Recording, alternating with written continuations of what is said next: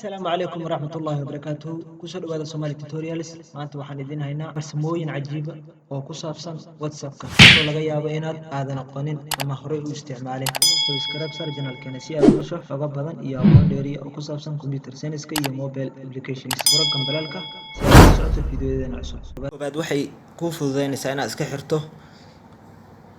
media auto download mid iska xirto waxaad maraysaa stepskan soo socda marka hore waxaad ku dhufanaysaa saddexda xidigood kadibna settings ba tagaysaa kadib settings marka tagtid waxaad tagaysaa data and storage usage kadib data and storage usage marka tagto waxaad ku dhufanaysaa what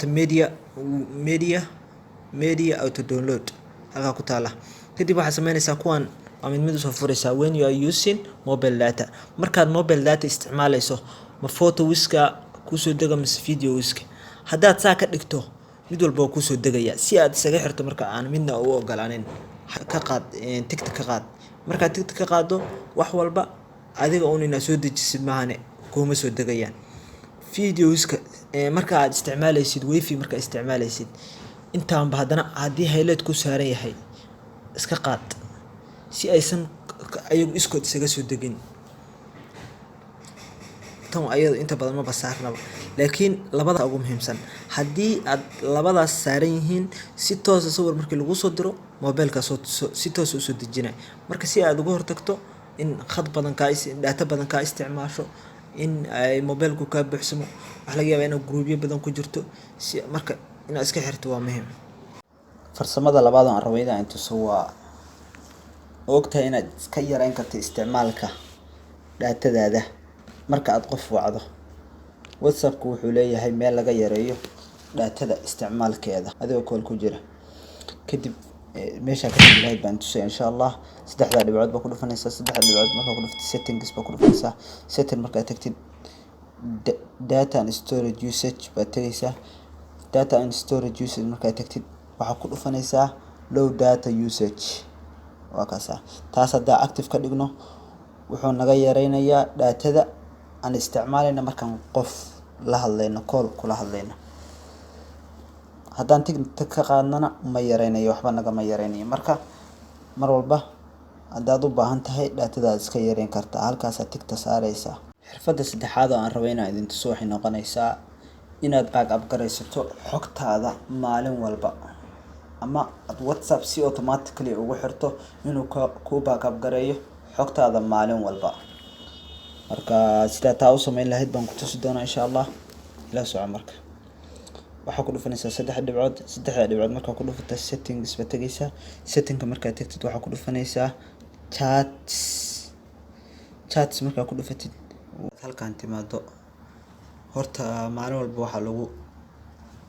waxa lagu backup gareynayo xogtaada Google Drive-ka marka adiga dooranaya sida lagu backup gareynayo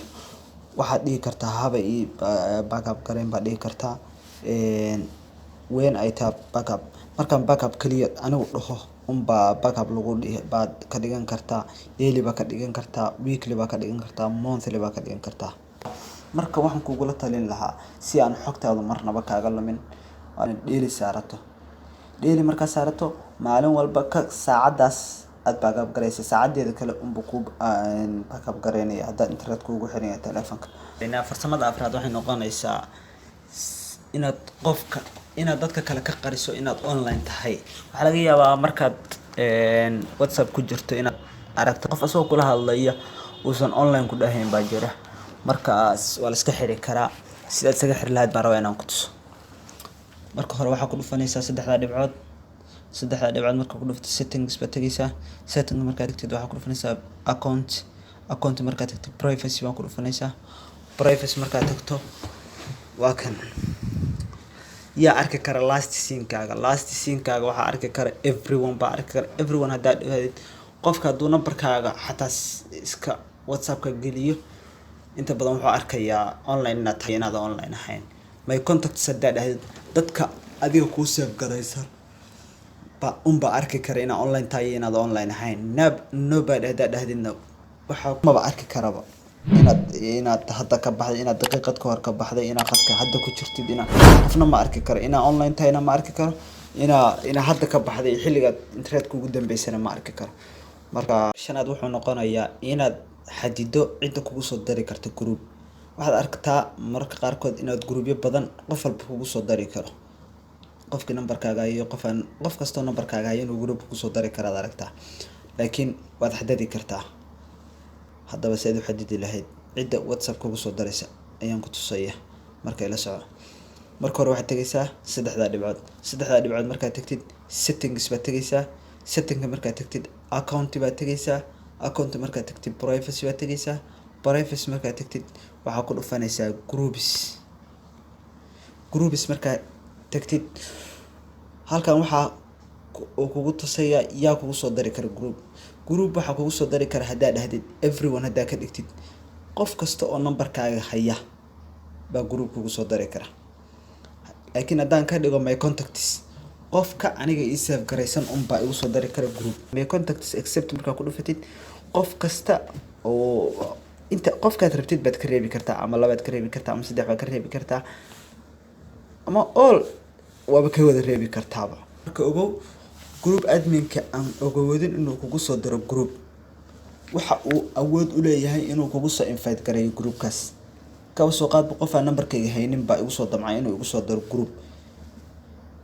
marka waxaa la leeyahay qofkan groupka kuma dari kartid ee invitation u dir. marka invitationkiisu isoo dhacay, haddaan rabana anaa ku biiraya, haddaan rabana anaa iska daynaya. nambarka 6 wuxuu noqonayaa, ma ogtahay in whatsapp uu leeyahay fingerprint kuu sahlaya inaad xogtaada ku ilaalisato adoon u baahnayn wax app lock ama program oo kale. marka sidaad fingerprint ugu xirato, horta mobilkaaga waa inuu leeyahay fingerprint marka koobaad. marka labaadna ila soco. waxaad ku dhufanaysaa marka koobaad saddexda dhibcood markaa ku dhufatay settings baad tegaysaa. settingka markaad tagtid privacy account baad tegaysaa. account markaad tagtid privacy baad ku dhufanaysaa. privacy markaad tagtid waa kan halkaas waxaa ka aragtaa fingerprint loggaas wuxuu kuu sahlayaa inaad ku xirato mobilkaaga fingerprint. marka fingerprintiga naftarkiisa wuxuu sii leeyahay inteeba ku xirmi kartaa whatsappka. ma markaan ka baxo oo saas uga baxo whatsappka isla markii xirba, 1 daqiiqo kadib markaan ka baxo xirmiya, ma 30 daqiiqo kadib xirba isticmaalkiisa markaan ka baxo. marka hadba adaa dooranaya.